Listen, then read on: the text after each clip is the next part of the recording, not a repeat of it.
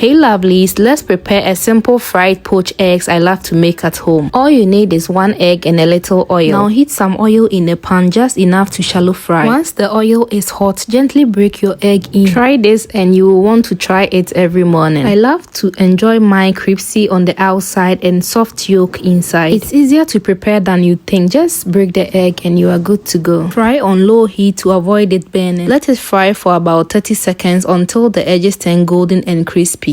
Lift it out, drain the excess oil, and that's it. Look at those crispy edges. The yolk is still perfectly soft. Serve it over toast, rice, or even noodles. So simple but so good. Voila, our egg is ready. Now we are going to break the yolk to see how soft it is.